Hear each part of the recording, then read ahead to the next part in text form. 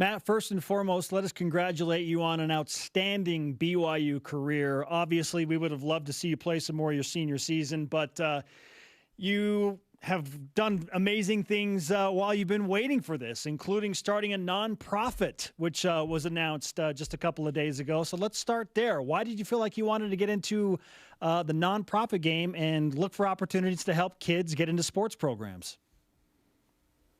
Yeah, thank you. I appreciate it.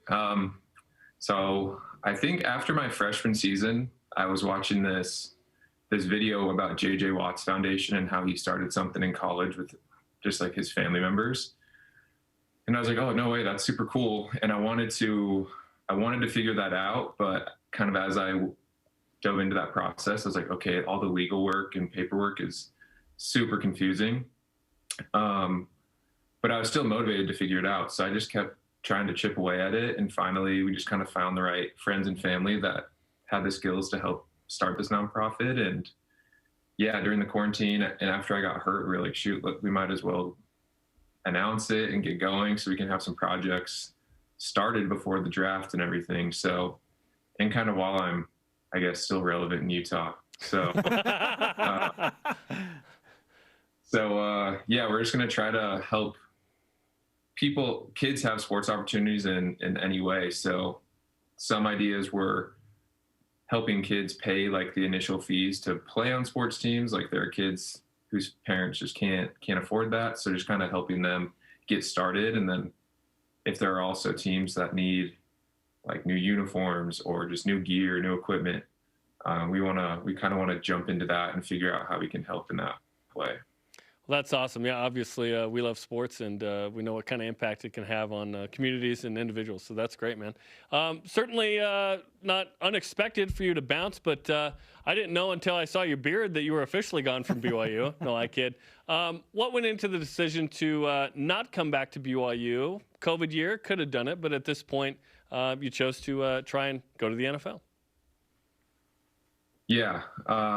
So even in my junior year, I was super motivated. Like, wow, I have the chance to go to the NFL. And it was super tough for me and my family to make that decision to come back. But at the end of the day, we felt kind of prompted and felt like it was right to come back for my senior year. And I had so much planned where I was going to be like the top tight end in the country. I had all these goals to really be the best in the country. And obviously, when I hurt my Achilles, it was kind of easy to question, like, dang, what if I would have just declared after my junior year, everything would have been fine. But I don't know. I know God has a plan for me, and I know that's what needed to happen, I guess. But after I got hurt, I just knew it was time. Like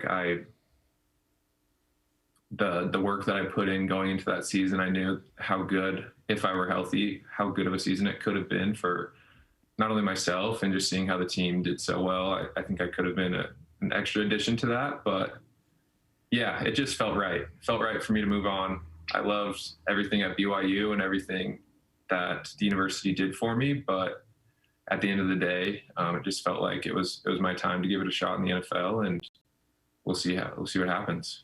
Matt, where are you right now in the recovery process of coming back from that Achilles injury? Yeah, so I'm about 4.5 months out. Dr. Fox was my doctor, and he said it usually takes about 6 months to be cleared from the injury. So I'm hoping, I was hoping right around when the combine was supposed to happen that I would hopefully feel pretty good. But I don't know how much I was going to do there, just because I haven't been able to really work on my technique, just because I'm rehabbing so much. So the plan and what I hope for is to be good by pro day, but I'm not going to like rush anything or force bad times to like be with my name at the end of the day. So I should be good by pro day. And so that's kind of end of March. And I should be feeling really good by then, but yeah, I'm just going to take it day by day and make the best decision for me. What we don't talk about in this whole process, we always talk about like your injury and your body. What we don't talk about is like the mental health aspect and the anxiety and even depression that can come with you're at a certain level, right? And you're being talked about as an NFL tight end. And then you get an injury, and then the fear is that you kind of get lost in the shuffle, right? So how is that emotionally for you as you try and remind people, hey, I'm here, I can be an NFL tight end, I'm an NFL tight end? Yeah, it's definitely weird, just kind of the fear of the unknown, and even like, whoa, what happens if my Achilles isn't as explosive as it was before? But I don't know. I just try not to think like that too much. Just kind of your thoughts kind of attract your mentality, your personality. So I try to stay positive, and the more positive I think, the harder I can work, and the more rehab I can do to stay focused on the process instead of the outcome. So that's been big for me, just, focusing on the process and how I'm going to come back and how I'm going to be even better than I was before, instead of I need to be like, just worrying about the what ifs, just because a lot of times that just like you said, that causes kind of that mental funk where there's the anxieties and depressions. But I mean, I feel really good.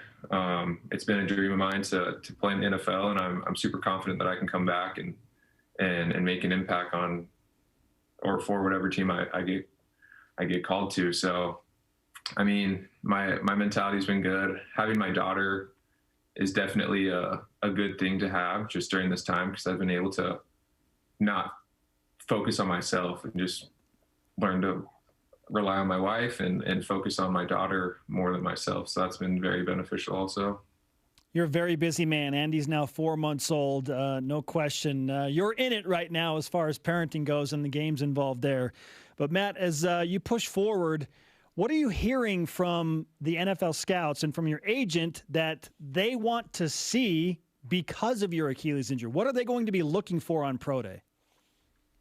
Yeah, so just from what I've heard and what I've talked, there's so much unknown, and no one really knows where you're like truly projected in the mock drafts and everything. So I'm not focusing on kind of what my grade is or where I'm slotted right now. That's just all going to depend on draft day and whatever goes on. So from what the scouts say, what my agents say is truly they understand that an Achilles injury is a pretty tough injury to come back from. So even if I don't feel comfortable running, I don't know, my 40 or my 3-cone drill, they mostly just want to see that I can run routes and be able to block. So they want to see my range of motion and my stance and getting in and out of breaks more than the specific pro day drills that go on. So that's I mean, all that stuff, if I feel super good, that'll be a bonus at pro day. But I definitely want to show that I'm good enough to play football again, because that's, at the end of the day, that's what matters. You can certainly be a player in the NFL if you're undrafted. Half the league is. You can certainly be a tight end that catches a game-winning touchdown pass in the NFC Championship game and have a Liz Frank in the moment, like what your father-in-law, Chad Lewis. So you certainly have an example there. What has he said to you in this process of, listen, I was undrafted, I played in the league, like, you can still do this. I had an injury, came back, was still a good tight end. How has that motivated you or affected you? Yeah, it just kind of shows that whatever happens on draft day or after draft day, like, anything's possible. And it's not, I mean, the higher you get drafted, the more opportunities you kind of have to mess up in camp. And they have a little bit more attachment to you, but that just shows if your mind's right and you're feeling good, like, anything can happen, and it doesn't matter truly what happens on draft day. It's what happens when you're on the football field again. So I'm not too worried about the draft process. I'm just focusing on how I can be my best on the football field again. Former BYU tight end Matt Bushman with us on BYU Sports Nation. Isaac Rex said that the day you hurt your Achilles was one of the, if not the saddest day of his life. He then proceeded to score 12 touchdowns and had 89 written on his arm all year. What did that mean to you to see him go out and perform so well while repping your 89? Yeah, it always felt good when I was either at the games or watching the games to see 89 on his arm and the other tight end's arms. That just kind of one of those feel good things. But also, like, it was just in fall camp and seeing Isaac's improvements as after his freshman year and going into this year, it was super cool to see that. And I know when your name gets called in kind of a random situation like that after an injury a week before a game, it is kind of stressful. And but it was just cool to see how he rallied and kept composure and got better as the season went on. I think that's the most important thing, is to improve season to season or week to week. And he did that, and his role really developed later on in the season. So that was cool to see. Just the tight ends get that much love. So if you're Honey Hands, is he Money Hands? He needs a nickname. I guess so. It's whatever the people call him. I mean, I didn't give myself that nickname, so it's whatever. If you want to call him Money Hands, that's him. I think he's the Romney cleaner upper. Gunner would get it to the 2, and then Isaac would score the touchdown. It was crazy. So Matt, would you have had 15 touchdown catches then this year if Isaac had 12? I guess there's too much unknown right there. I put the over-under at 13.5 myself, but yeah. No, it would have been crazy.